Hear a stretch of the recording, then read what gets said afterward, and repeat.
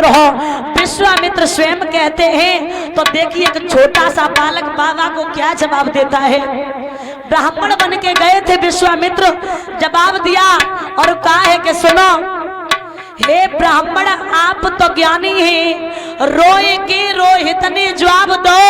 हे ब्राह्मण आप तो ज्ञानी हैं, जब पानी की हमें जरूरत ना है हम खुद ही पानी है। जब पानी की हमें जरूरत ना है हम खुद ही पानी है। और कर्ज सिर पे रखो मेरो में कलंक की बने निशानी है। नहीं पानी नहीं पिएंगे। काशी नगरिया में पहुंचे, आवाज लगा दी काशी के लोगों, मैं 3 प्राणियों को बेचने के लिए आए, कोई है? और महाराज जैसे ही आवाज लगाई तो सर्वप्रथम कालू मेहतर आया और जवाब दिया है इस पुरुष की कीमत क्या है? ये अच्छा काम करता रहेगा मेरे घर। बोले 20 बार सोना, 1 लो तो 20 और 2 लो तो 40 और 3 लो तो 60। महाराज कालू मेहतर ने हरिश्चंद्र को 20 बार सोना दिया है विश्वामित्र को और खरीद लिया। एक बेस्या ने आकर के मैया तारा का मोल कर दिया। इसकी कीमत क्या? बोले 20 बार सोना। वो 20 बार सोना जैसे ही लेने के लिए गई तो भगवान ने ऐसी माया की, बंदरों को भेज दिया। इधर मैया रो रही तारा क्या विधाता तू सबके हाथों में बेचना, लेकिन इस बेस्या के हाथ में मत बेचना। अगर तूने इसके साथ बेच दिया तो मेरा धर्म नष्ट हो जाएगा। बंदर भगवान ने भेजे, वो लिपट गई, ये नहीं आ पाई। तब तक एक ब्राह्मण ने रोए तो मैया तारा को 40 बार सोना देकर के विश्वामित्र से खरीद लिया। प्यारे आज 3 प्राणी बिक गए, ध्यान रखना।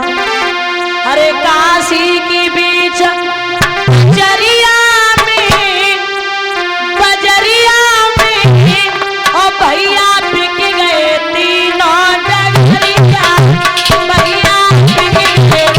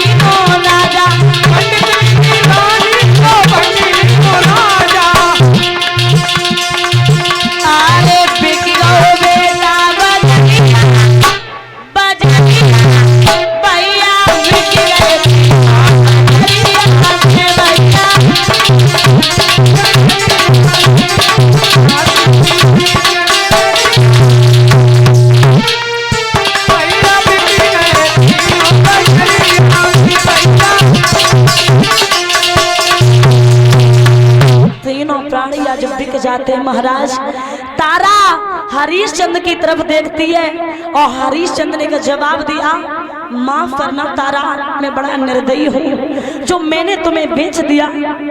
एक बात याद रखना मेरे प्यारे, वो तारा थी जो बिकने के लिए तैयार हो गई। महाराज आप सभी बैठे, अगर आज की तारा होती क्या बिकने के लिए तैयार होती? आज की स्त्री वो है पति को तब तक प्यार करती है जब तक शरीर में ताकत, जेब में पैसा। कह देती अगर आज की तारा होती क्या कुएं में बाबा को ढकेल देना, खुद गिर जाना, मैं बिकने वाली नहीं हूँ। वो तारा अपने पिया की बात लेकर के बिक गई। हरिश्चंद्र बोले तारा जाओ, नर मरते मरते भी नारी को नहीं बेचते हैं, हम खुद पहले से बाकी हैं जो सब मर्याद बेकार है। तुम जहाँ रहो बस सुखी रहो, याद हमारी करियो ना, जब धर्म के पीछे बिछुड़ गए, जा धर्म को पीठ देखो ना। तारा जाओ। तारा बोली स्वामी जरा ठहरो ठहरो, तो फिर क्या नहीं है, क्योंकि अभी मैंने जी भर के देखा नहीं है। महाराज तीनों प्राणी बिछड़ जाते हैं, वक्त को बदलने में देर नहीं लगती है। राजा से रंक बना दे और रंक से फकीर बना दे, राजा बना दे, कोई पता नहीं है। मेरे श्रोता बंधु, आज मैया तारा खाना बनाने लगे, हरिश्चंद्र पानी भरने लगे।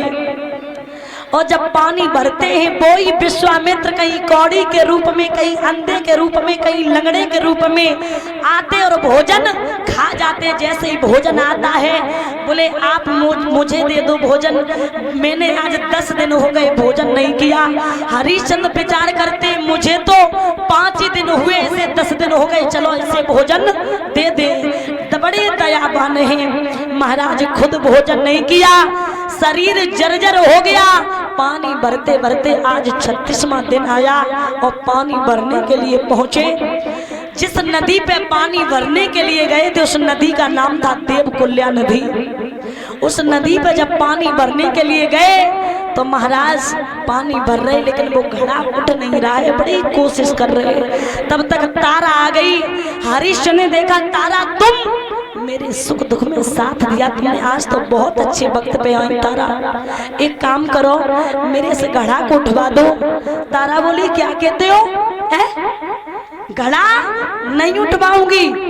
अरे तुम पागल हो गए हो पिया, तुम्हें नहीं पता है मैं एक ब्राह्मण के यहाँ काम करने वाली और आप एक भंगी के यहाँ काम करने वाले, कितना अंतर है, मेरा धर्म नष्ट हो जाएगा, मैं घड़ा नहीं उठवा सकती हूँ।